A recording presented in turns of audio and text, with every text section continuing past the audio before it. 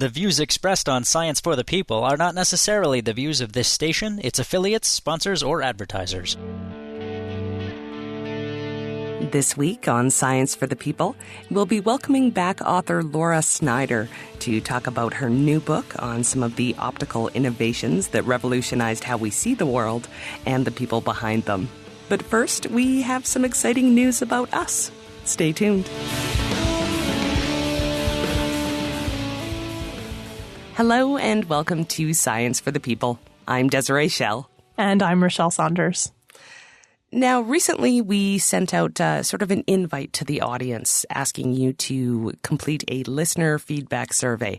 So we want to talk about that and the results. But first of all, I feel like maybe some of you need a bit of background on the show, especially for people who are recent listeners. So, the show started in 2009 in the basement of CJSR Radio on the University of Alberta campus in Edmonton, Alberta. And that was as a radio show called Q Transmissions. So, of our current team, the only person that's been there almost as long as me is Ryan. And Rochelle, when did you come on the scene? My first episode was in 2011, and I was a guest host because you were going to be away for 3 weeks, and I was terrified. Thank you. By the way, that was a great vacation. So we changed our name to Skeptically Speaking in the spring of 2009, and then again to Science for the People in fall of 2013. And we feel like both those names really reflected the evolution of the show, as it were. So what we want to talk about today is more evolution and where the show is going. So, Rochelle, can you talk a bit about the audience feedback survey? Yeah, we received a ton of really great feedback, and thanks to everybody who took the time. It was really awesome to look through your responses. And it's, I think, the first time we've ever done a feedback survey. Is that correct? Oh, yes. That was your idea. That's why. Great idea. So one of the most interesting sections was the topic preference question. And I got to say, y'all are all over the board with this. It was really, really interesting. One person's favorite episode topic is another person's least favorite episode topic. So I think what we take from that is that diversity is key here. So we're just going to keep doing that. And then we also asked you a question about the funding of the show. And that question is actually interesting to me because this is the first time I've really realized that many of you don't know that this is a volunteer-run show. Yeah, that's one thing that has been consistent, I think, for the entire run of the show is the team, no matter who we've been, and we've changed throughout the years, we've always been a group of dedicated, super nerdy volunteers. Science for the People from the beginning has really been a passion project for us. But for reference, though, we all do have day jobs. we definitely do this as a hobby. And I should say that we've actually never accepted donations to this show. We have done some fundraising for CJSR, especially when we were solely being broadcast on CJSR, but never for the program. We've also never charged carriage fees. And for those of you who don't know what those are, it's essentially a fee a radio station usually pays to a radio show in order to broadcast that show on their airwaves. And since we air mostly on community radio and campus radio, it's been really important to us to keep those free. The other thing we've never done is actually have advertising or any kind of sponsorship of the show. So via the survey, we have realized that pretty much the most actively unwanted method of raising money is through advertisements, which is great because that's how we feel too. Yeah, we really don't want to become beholden to sponsors or advertisers because we worry that that would consciously or subconsciously change either the topics we talked about on the show or the way we talked about topics on the show. And that's not fun for anyone. Damn the man. One of the things you didn't mind was the idea of affiliate links. So in particular, links to books on providers like Amazon or Audible that you can follow in order to buy one of the books we've talked about on the show and maybe give us a little kickback in doing so, which we appreciate. Now, something that you actually seemed genuinely excited about, which thank goodness, was the idea of us doing some crowdfunding. So crowdfunding is really cool because it's basically making us beholden to you, the listener, the people who are really excited about what the show is and what we're putting out there every week. So, all that said, the show is going to be changing a bit, just a bit. But do not worry if you listen to the program on iTunes or if you listen on one of the radio stations that rebroadcasts us, you will hear basically no difference on the episodes. We will follow the same format and we will be covering the same fairly random science-based topics. But what we're going to be doing is offering you the chance to get more out of your Science for the People experience, all while helping to support the show. So we are going to be adding an affiliate link section to the website, and we're calling this section our bookshelf, and it is exactly what it sounds. It's going to be all of the books we've ever talked about on the show with easy links for you to follow in order to find those books on places like Amazon.com and Audible. And if you buy those books at those places, we get a little kickback. We're also going to be starting a Patreon, and Patreon is a crowdfunding service that lets you essentially become a monthly sponsor of the show for whatever amount you're able and willing to send our way. It can be $1 a month, and any amount is humbly appreciated. What's really cool about Patreon is that it also allows us to give something back to those people who decide to help us out. And we have started collecting with some of the guests that we've already interviewed some little extra bits that won't appear in the regular episode, but that we're going to put up on the Patreon feed for Patreons only. And we really think you'll like those a lot. And we will also be offering the occasional behind-the-scenes, let's call it blooper-esque reel, where you can hear what Desiree and I sound like when we haven't been polished by one of our wonderful editors. And I should point out that during that extra bit, that's where I tend personally to ask the more political questions or the more risque questions. So I think that's a great time. And every once in a while, we do stray slightly farther away from strictly science topics, but we try and keep them as sciencey as possible. So we really do hope that you'll want to support the show because it would very much help offset the ridiculous amount of work and money that we put into the program. But let's be clear, even if you don't want to support us, we are still doing this anyway because we love this show. Because with this show, we are selfish, Rochelle and I. We have the ability to talk to authors of the books that we love and specifically about the stuff that probably wasn't included in the book. And we can focus on people who aren't the big names in science communication and in science. We want to showcase the work, I guess, that is not as sexy. We can talk about things that nobody else is talking about. And we try and present as much as possible the conversation as we had it. We don't like to soundbite people. That has very much been a part of the show from the very beginning.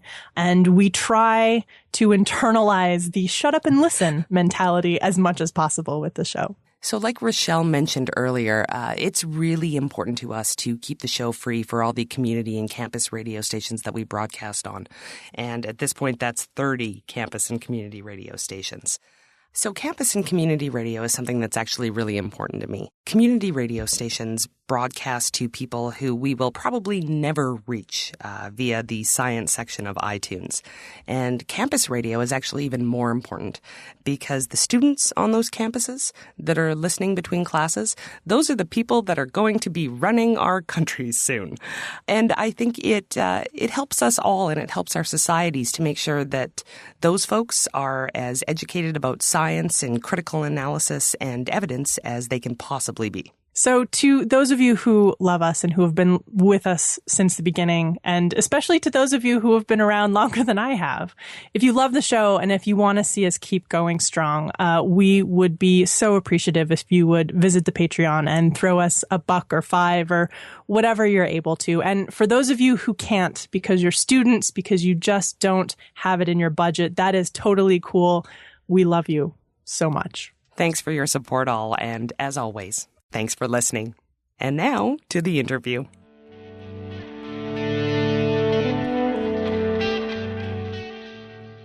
Hello and welcome to Science for the People. I'm Desiree Schell and I'm joined by Laura J. Snyder, historian, professor, philosopher, and writer. She was previously on the show to talk about her book, The Philosophical Breakfast Club, which I loved, and her TED Talk on that has been viewed, over 1 million times. She's back today with her new book, Eye of the Beholder, Johannes Vermeer, Antoni Van Leeuwenhoek, and the Reinvention of Seeing.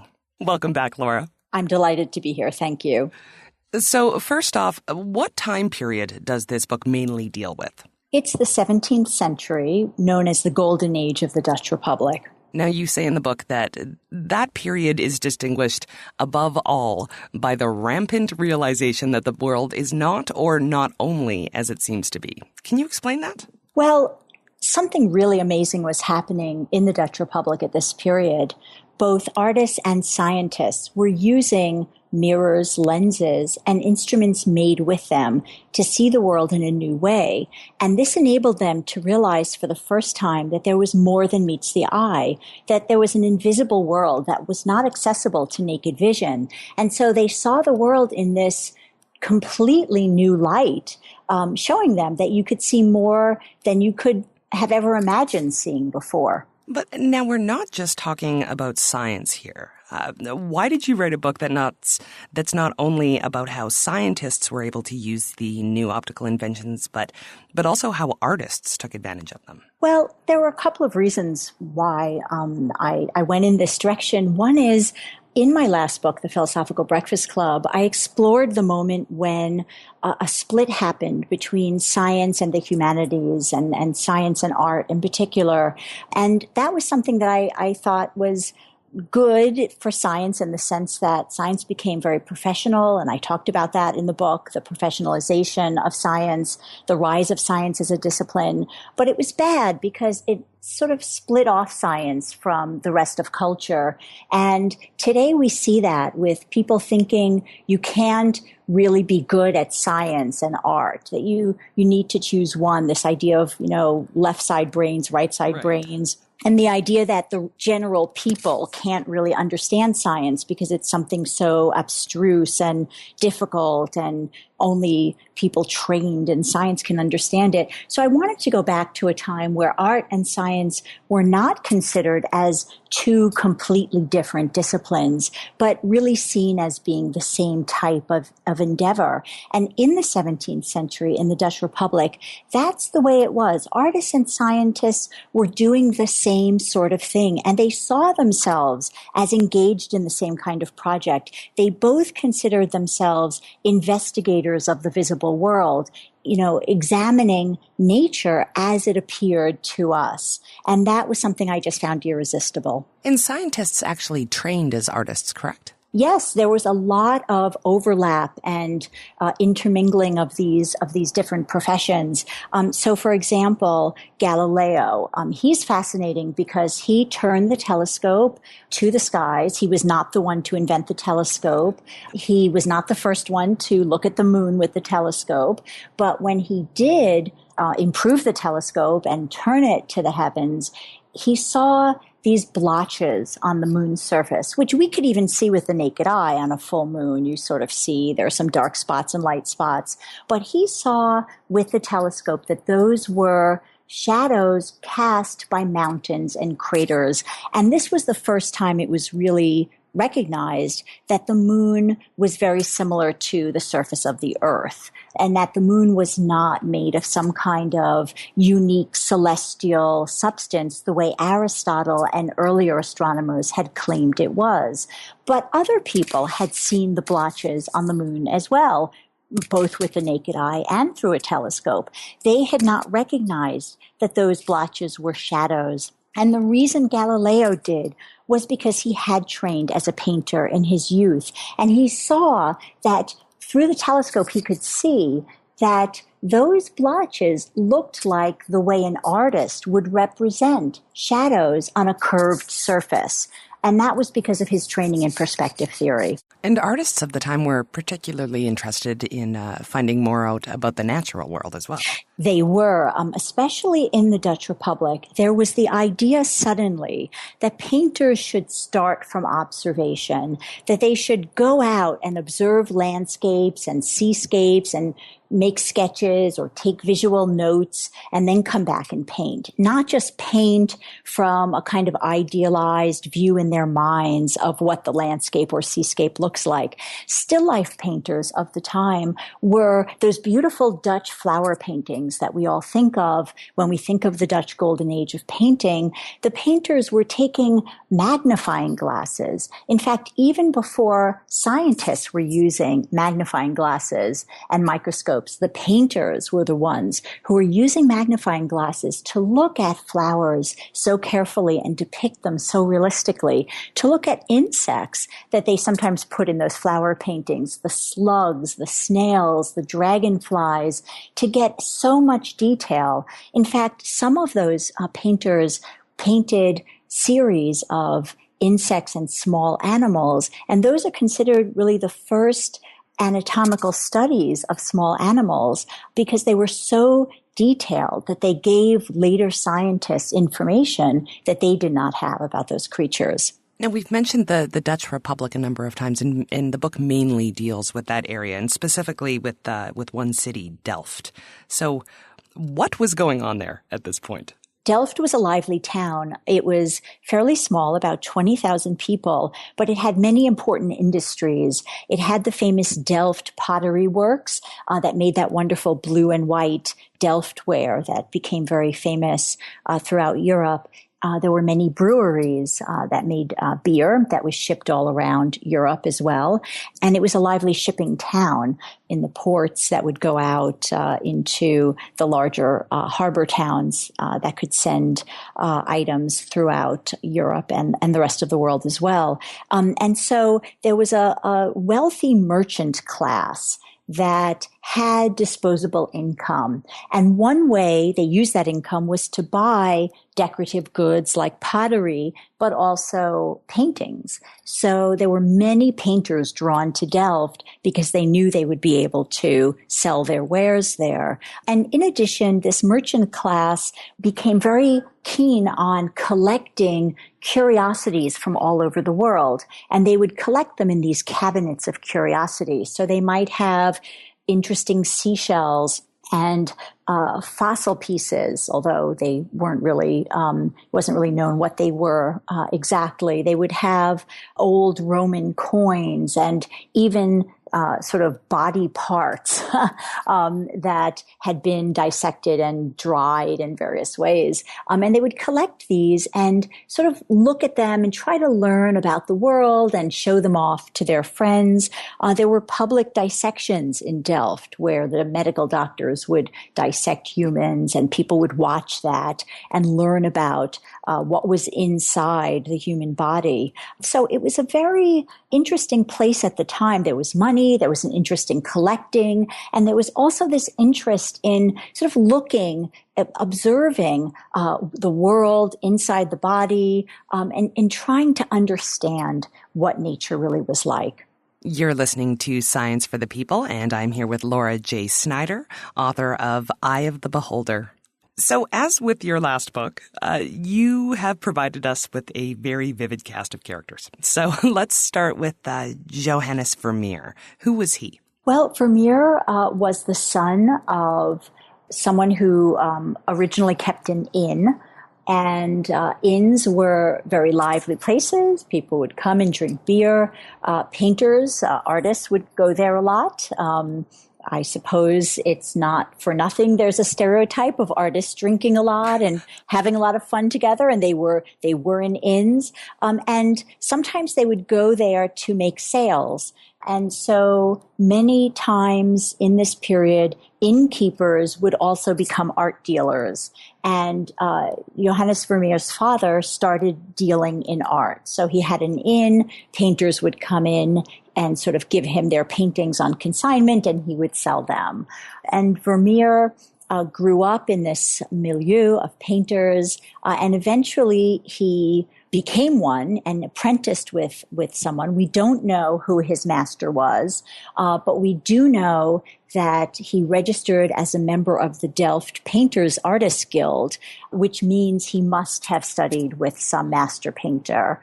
I think he went to Amsterdam for at least part of that time, but there's no solid documentary evidence of that. And which works would we know him for now? Well, of course, there's the wonderful Girl with a Pearl Earring. His works of women engaged in quiet domestic tasks, pouring a pitcher of milk, a woman with the milkmaid, his letter pictures, women reading letters quietly, women in blue reading a letter. I think if you think of Vermeer, you think of these wonderful paintings where we come and we're eavesdropping on a woman who's involved in a project, deep in her thoughts, and we somehow feel that we are stumbling upon this very private moment. Now, his paintings are beautiful, but why was he included in the book? He was included in the book because, like Leeuwenhoek, and like many of the painters in Delft at the time, Vermeer was engaged in optical experiments. Like no other painter, Vermeer's paintings are about seeing, about the way light allows us to see under different optical conditions. And when you think of these paintings of Vermeer, you think of the play of light and shadow and color. And I believe very much that Vermeer came to this point of being able to paint like this because he was studying optical phenomena very much similar to the way that Leeuwenhoek was doing that. Now, there is some pretty intense speculation that he used a camera obscura to do his work. So maybe let's start out. What's the history of the camera obscura? Well, a camera obscura started out as an optical principle known even in ancient times, that if you have a very small opening coming into a dark area, an image will be projected through that small opening of what is outside. So later on, by the 13th century for sure, people were creating these dark rooms where there was a small hole in a shutter or a wall, letting in the only light into the room. And on the wall opposite the small hole, an image of what was outside would be projected, but upside down. It was an inverted image. And these dark rooms generated the name camera obscura because camera obscura means dark room. By the 13th century, these rooms were used to observe solar eclipses and sunspots, because even then astronomers knew you really shouldn't stare at the sun because you would go blind. This enabled them to observe the progress of a solar eclipse or the movement of sunspots around the surface of the sun by looking at the projection of the sun on the wall that was being cast through the aperture, the small hole entering into the room. By the 16th century, someone came up with the idea of adding a spectacle lens, a lens that had been, that was used for glasses, into that hole. And then the image became sharper, the image that was projected. And suddenly in manuals of painting at the time, in the 16th century, you see the camera obscura being suggested as an aid to painters, that they could see the image on the wall of a camera obscura and either trace over it or just observe it to see how the image looked.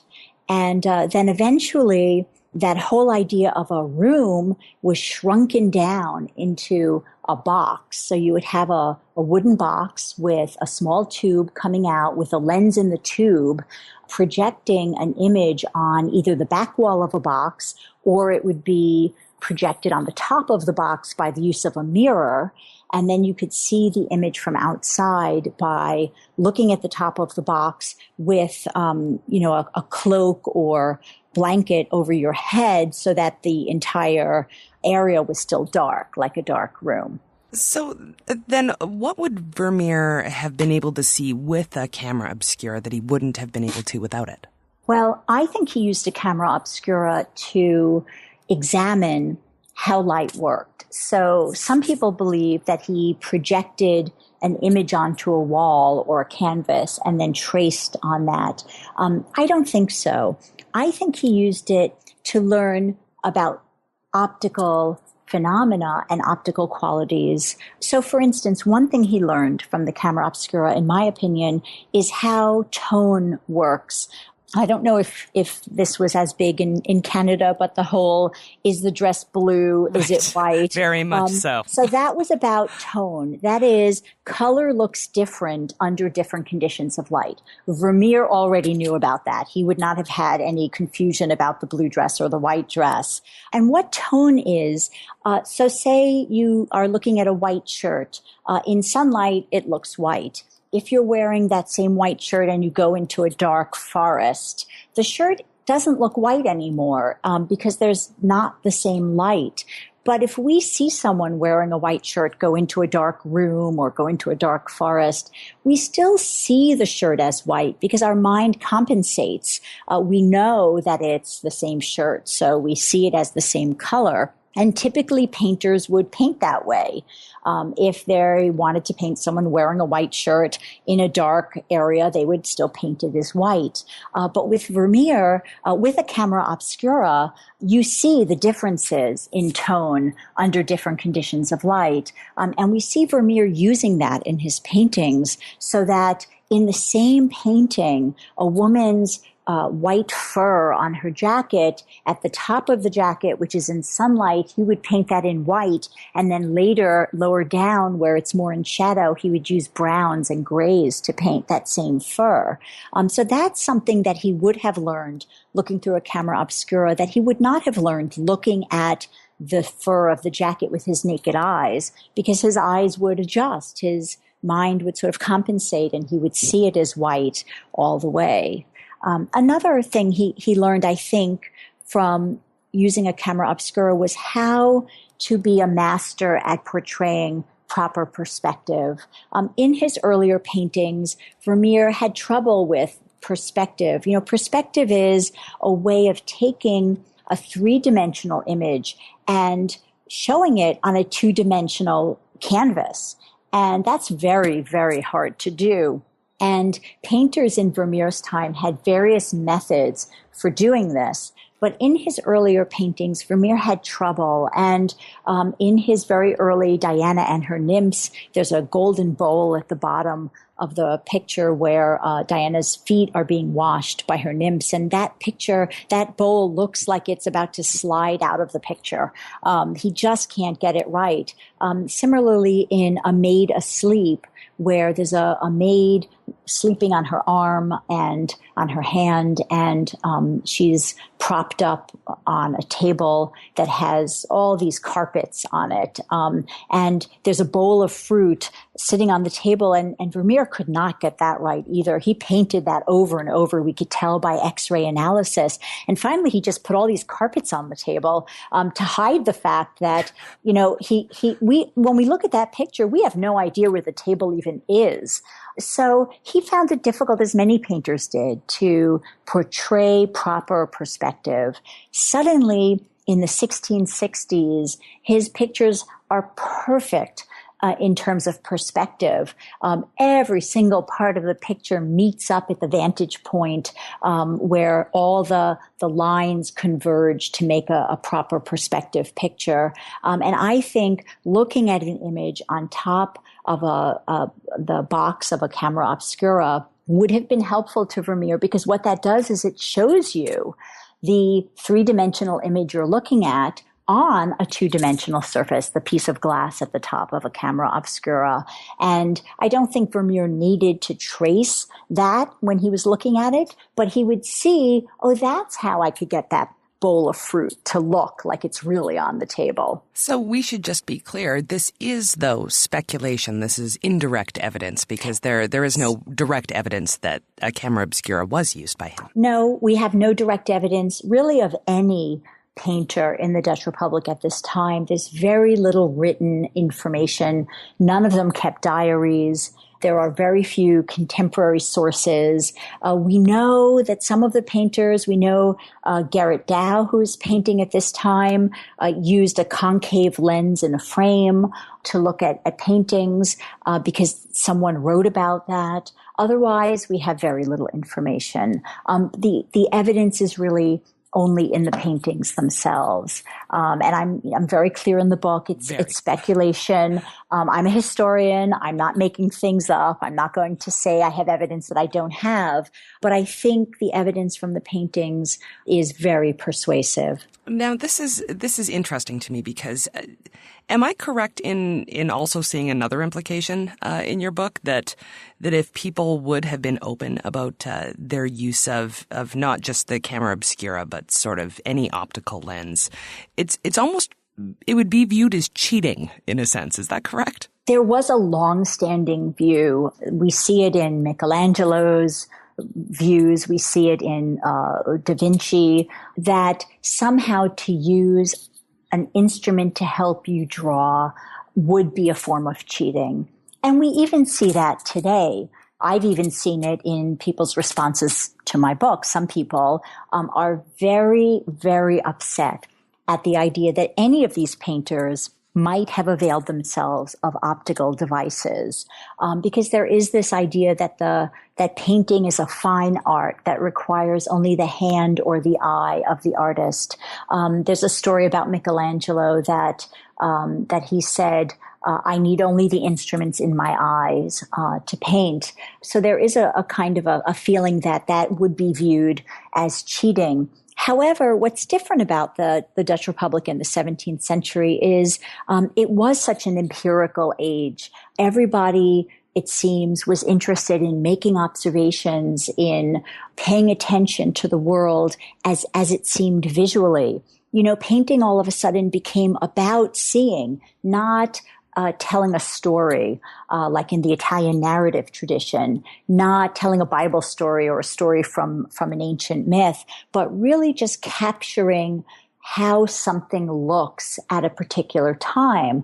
And so I think that painters at that time were much more open to the idea of using lenses and mirrors and camera obscuras, because they, like the scientists of the time, were really interested in examining the world as it looked to us. And one of the foremost theorists of painting, Samuel van Hoogstraten, said that painting is a sister of natural philosophy, or a sister of science, because like the scientists, the painters should be investigators of the visible world. Stay tuned for more Science for the People and the book Eye of the Beholder with author Laura J. Snyder after this.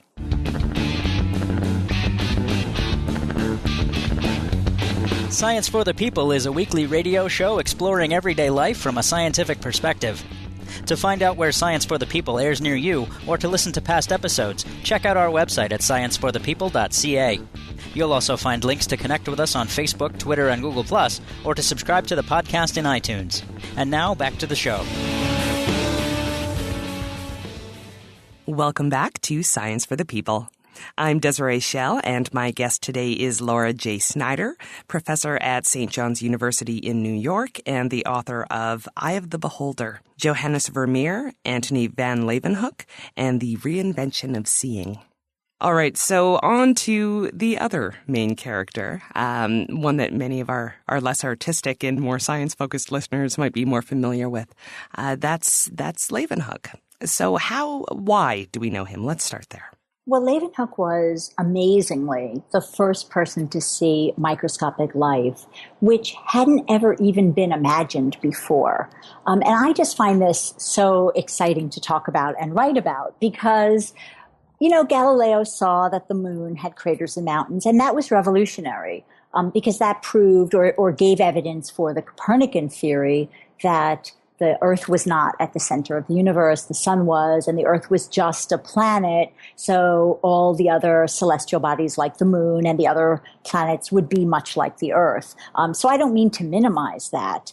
But with the telescope, mainly it was realized that the universe was vast, much vaster than it had been imagined. There were many, many more stars than people had ever thought. But it was kind of like more of the same. But with the microscope, a whole new world was discovered that no one had ever even thought was there. So Leeuwenhoek is exciting and fascinating because he discovered this whole new world. Now, he, unlike all of the gentlemen that you wrote about in the Philosophical Breakfast Club, who showed scientific brilliance from an absolutely ridiculously young age, Leeuwenhoek discovered science later in life, correct? Yes, he started out working as a haberdasher. He sold cloth. Interestingly, Vermeer's father, before he became an innkeeper, was also a cloth salesman. But Leeuwenhoek apprenticed with a relative. A relative found a place for him in Amsterdam with a cloth salesman, and Leeuwenhoek apprenticed there. He had experience for the first time using a magnifying glass while he was apprenticed with this cloth salesman, because the cloth salesman would use magnifying glasses to examine the thread count and the quality of the weave of cloth, and that's how they could tell how fine a cloth was and what its value was. So that would have been the first time that Leeuwenhoek used a device that allowed him to see more than you could see with the naked eye. But then he went back to Delft and he married and he opened up a shop and he sold cloth. We have 2 receipts in his hand for cloth and ribbon that he sold. But then he was appointed to a position in the city government, and as the sort of warden of the chamber of the city council. And so he was responsible for keeping that chamber clean and making sure there was a fire and probably other tasks as well. And then he gave up selling cloth and started making microscopes. Which seems sudden. It does seem sudden. But, lenses were all around him, because in addition to the other industries that I mentioned in Delft, there was a growing glass-making industry and lens-making industry. And at this time, lenses were being sold all around Leeuwenhoek. So eyeglasses spectacles had been being created since about the 13th century. So these would have been reading glasses. By the 15th century, people were making glasses that you could use to correct distance vision problems. And by Leeuwenhoek's time, sellers would sell these spectacles almost door to door. There's a wonderful painting by Rembrandt called The Spectacle Seller, where you see one of these sellers with a big box with holding a box with a display of spectacles inside, and an old couple, an old man and an old woman, who are both really squinting like they can't even see anything, are looking at the spectacles to buy some. So they were displayed all around, and Leeuwenhoek would have seen them. And there were other makers of lenses in Delft and in the Dutch Republic. It's unclear, though, what is the precipitating event that started Leeuwenhoek making lenses. He said in the 1650s, the late 1650s, he started making bead lenses, which were very easy to make. You would take a thin rod of glass and just hold it in a candle flame, and little beads would drop down and then dry. And you would take the ones that were not too sooty, full of soot from the candle, and grind them. And these could be used as tiny lenses in little holders. And Leeuwenhoek started making those. And actually, that's one of the speculations as to why he was able to be the first person to see microorganisms is he made really great lenses. He did make really great lenses, but I don't really think that's the reason he was the first, because others were making lenses that were equally good. But Leeuwenhoek was an amazing observer. First of all, he had patience like you couldn't believe. It was so hard to look through his microscopes. And just to explain, he made microscopes that were single lens microscopes. I know when we think of microscopes, we all think of the kind we used in high school biology class that had 2 lenses in a tube, kind of like a telescope, and it would be on a stand, and you would just sort of look down at your specimen that was held there conveniently. You wouldn't have to move that. You would just be, dialing the dials to get the visuals right. That's not the kind of microscope that Leeuwenhoek made. He would take his tiny, tiny little bead lenses and put them between 2 flat plaques of brass or silver that were about 2 to 3 inches long and maybe about an inch wide.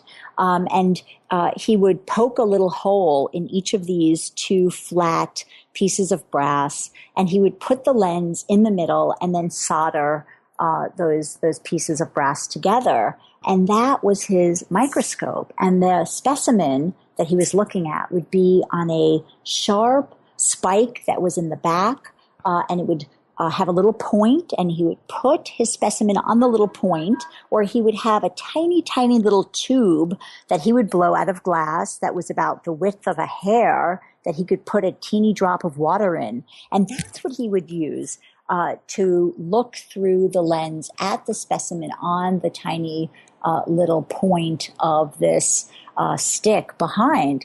And the patience that was required for looking for hours and hours and hours at end in this very uncomfortable position was amazing. Well, also, he was intensely curious. You wrote a number of pieces about what exactly he was looking through, but I do have to mention one, and it's very crass, but I think it's amazing. He took a look at his own semen, but he made sure that he made it clear to the Royal Society that it was gathered, and I quote, "without sinfully defiling myself. It remains as a residue of conjugal coitus." Yes. Actually, what I find even more interesting than that is that he points out that it's less than 8 beats of the heart after that moment. And so I like to think about his wife. And anyway, she was probably quite game when he rushed up to run to his microscope. But yes, that was fascinating because at the time, nobody really understood how babies were made. Right. To put it in a silly way, nobody knew about sperm and egg and embryos. People knew that animals and humans had sex and then reproduce, so they figured it had something to do with that, but they had no idea. They certainly had no idea about insects and other animals, reptiles, and so forth. So this was a huge question at the time. And what Leeuwenhoek did was look at the semen and see these sperm. Not only did he see these tiny little things, but they were moving, which was amazing to people. So there was something in human semen moving around. Are these little animals in the semen, little creatures? What is that? Previously, other people working with microscopes had seen what they took to be eggs. So here for the first time was the idea that there are these 2 parts of generation, the sort of female egg and the male sperm, and that they could come together and make a new being. What's amazing beyond looking at his own sperm is that Leeuwenhoek then went on to look at sperm in dogs, in roosters, in every kind of mammal and bird you can imagine. And then also, and I found this rather interesting, cockroaches, aphids, all sorts of insects. So Leeuwenhoek almost single-handedly changed the study of generation, of how new creatures were created. Because before that, people really still thought that insects, worms arose out of muck. Maggots came out of dead bodies. Butterflies came out of decay. Nobody really understood how new creatures were made. Well, and he did have some trouble convincing other people of his findings, didn't he? They were having trouble replicating his findings? Yes, that was partly Leeuwenhoek's fault. Leeuwenhoek was very secretive about how he made his observations. He didn't talk about details about his microscopes. He did not talk about how he made his observations very much. And this was a problem for him. He announced his discovery of microscopic life to the Royal Society in one of his letters. His letters were his main means of expressing his findings. Leeuwenhoek never wrote a book. He never wrote a scientific article per se. He wrote these letters to the Royal Society over 50 years, telling about his observations and discoveries. the Royal Society would have the letters translated into English because Leeuwenhoek wrote in Dutch, and then read out parts of the letters during their meetings. And then the Royal Society would print parts of the letters in their journal, the Transactions of the Royal Society. And this was really Leeuwenhoek's means of publishing his observations. So he wrote a letter to the Royal Society telling about his observation of microscopic life. This comes at the end of a 26-page letter. I love where that. So do I. He starts out with observations of the optic nerve of a cow. He goes into a trip he took to England many years ago when he took a microscope with him and he observed the chalky earth on the cliffs. And then he compares that to his observations of the earth in Delft. And he goes on and on and on about this. And then at the very, very end, he's like, oh, and by the way... and then he tells them about these observations of microscopic life. So the Royal Society has no answer to this. They do not publish that. It's not read out at their meeting, which, we know because we have the minutes of the meetings. Nobody answers that letter. I wonder if anyone even read to the end of the letter, frankly. That's even what I was had a hard assuming. time, But finally, and he keeps sending them other letters about different observations. Finally, a year later, he writes them another letter saying, remember a year ago when I told you, about my observations I made of microscopic life? Well, I've made more observations since. And then he goes on and he's very detailed about how he made observations. In this case, in the second letter, he had taken peppercorns and infused them in water and let them sit. And then he saw microscopic creatures. He also infused other spices. And this is a detail I just love from that letter. He had them all arrayed in his study in little teacups, not in flasks, not in little jars, but in teacups. And he tells the Royal Society how many creatures there are in a drop of water, because he has come up with this method for calculating the numbers. And the numbers are incredible, like 8 million little creatures in a tiny amount of water. And this time the Royal Society pays attention and they're amazed. And what they're mostly amazed about is the numbers. It's almost as if their first reaction is, okay, there could be there could be life that's not visible to the naked eye, but there can't possibly be that much of it. And they ask Leeuwenhoek to tell them how he made the observations and how he made his calculations. And he says, I can understand why you want this. Basically, he says, I can understand why you want this information. And if you had it, you would understand and you would believe me. But I'm not going to tell you. And the Royal Society is not pleased. And what's interesting is Leeuwenhoek is really in this older tradition of craftsmen keeping their trade secret secret. Artists were like that. Right. This is one reason why we don't have documents from Vermeer and his fellow painters explaining how they painted, because painters of the time did not give away their secrets. And so Leeuwenhoek is kind of in this older tradition. Scientists also didn't really give away their secrets for how they did their experiments. But he's kind of caught in a moment where that's changing. The Royal Society is all about public understanding of methods, of repeatability, of replication. It's really the start of that idea that no longer is the scientist sort of like an alchemist, coming up with theories and then hiding his theories using symbolic language so that only the initiates can understand. Now the scientist is supposed to be more of, a public figure letting all scientists in the community of scientists know how he came up with his results. And Leeuwenhoek is very reluctant to do that. And so the Royal Society does not really accept his observations until they get someone else at the Royal Society to somehow figure out how to replicate them. And it's not until months later, in fact, almost a year later after that second letter, that Robert Hooke at the Royal Society has managed to replicate the observations, and other members of the Royal Society are there. Robert Hooke shows them. They look through his microscope. They see the little creatures. They see them moving. And only then does the Royal Society say, yes, this microscopic life exists. This is Science for the People, and we'll be back with more of Laura J. Snyder and her book, The Eye of the Beholder, after these messages.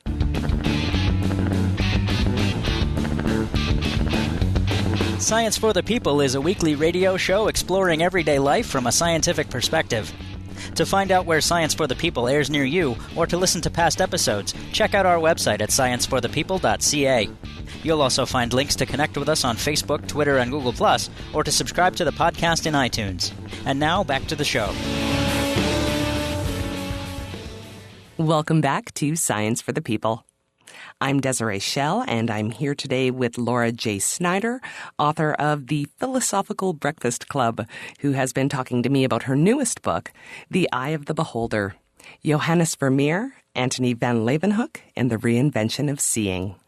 So now I'm curious, because you wrote something in the book that I really wanted to point out. Our beliefs influence what we see, and so the expectations of the scientists looking through a microscope would have had an effect on how they interpreted what they were seeing, correct? Yes. It was very hard to use these devices. Galileo has a wonderful passage in a letter where he explained to someone that it was so hard for him to show people these shadows on the moon and have them see the blotches as shadows, that even when Galileo went with his own telescope, set it up, pointed it in the right spot, and people looked at it, they couldn't see what he saw through it. And he says in this letter, part of the problem is that just using the device is hard. He said, you have to avoid the shaking of your hand caused by the beating of your heart. You know, the circulation of your blood causes a little tremor in your hand. And he said, even if you can avoid that, there's the vapor coming off of your eyeball, fogging up the lens, which actually does happen. So there were many reasons why it was difficult to use these devices. And because of that, because it wasn't just a trivial matter of, picking up something and seeing through it, that you had to really learn how to use these devices, that's the first time this idea came into realization that our beliefs influence what we see. Since it is hard to use the devices and we need to kind of train ourselves to use them. So people who believed with all of their might that the old Aristotelian view of the universe was correct, that the Earth is at the center of the universe and it's totally unlike anything else, so that all the planets, the moons, the sun, everything going around the Earth is made up of this shining, perfect substance that could have no imperfections, that could have no mountains and craters. If you really believe that, it was impossible to see the craters and mountains on the moon. It wasn't always that they were pretending they didn't see. It was very hard to see it. And Leeuwenhoek realized this. He himself, once he saw the sperm, he was convinced that all you needed to make a new creature was sperm.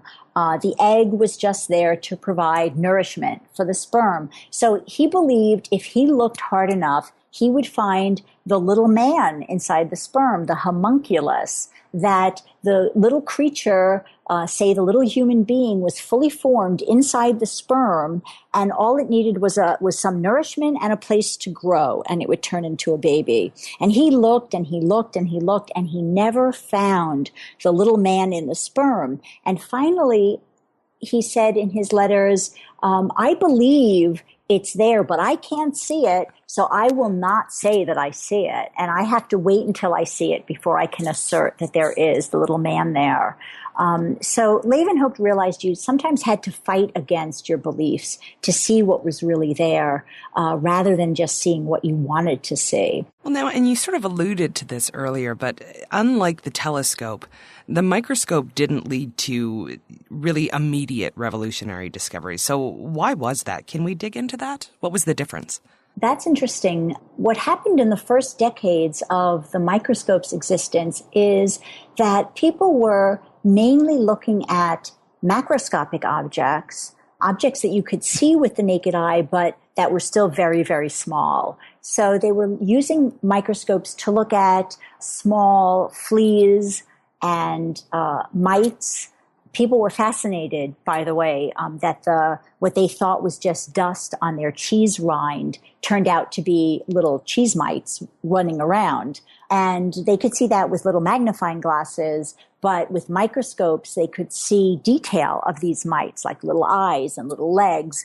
And that was fascinating to people because up until this time, most people believed that insects didn't really have such differentiated body parts because they had never seen it. So for the longest time, these people using microscopes, the microscopists, were focusing on insects.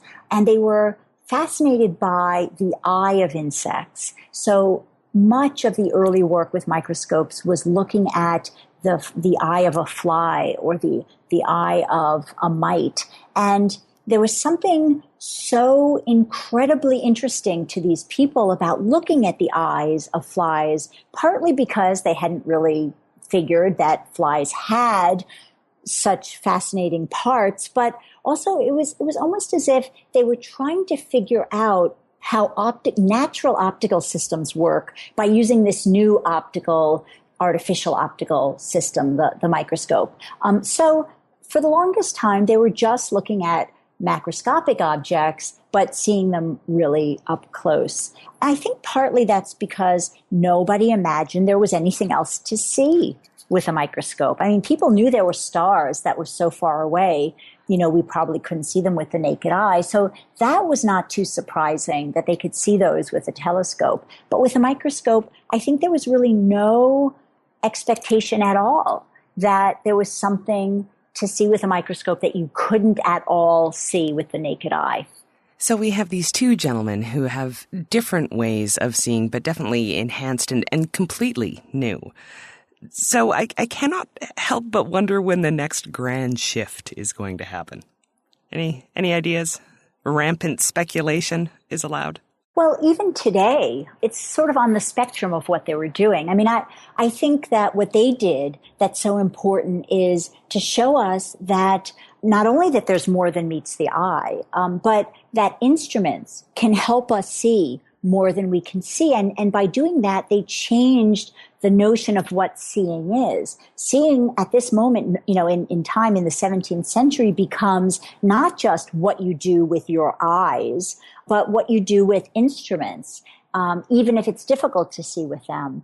And now the result of that is every year or decade, we are developing new instruments for seeing in completely different ways. I mean, when X-rays were invented, that was almost as amazing to people as the existence of microscopic light, that you could see through things, that you could see bones inside someone's body. And now we have the Hubble telescope. We could see in the past, we could see galaxies and stars that no longer even exist. And with PET scans, we can look inside our body and see metabolic activity of cells. I mean, it's amazing. So all of these new instruments for seeing, they continually change what it means to really see.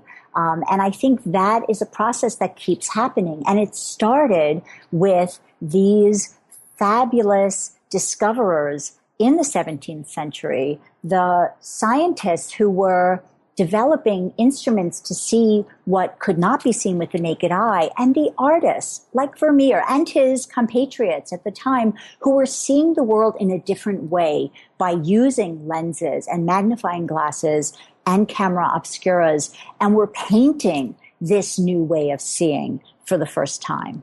Laura, as usual, it is a pleasure to have you here. It's been so much fun. Are we finished already? That was an hour.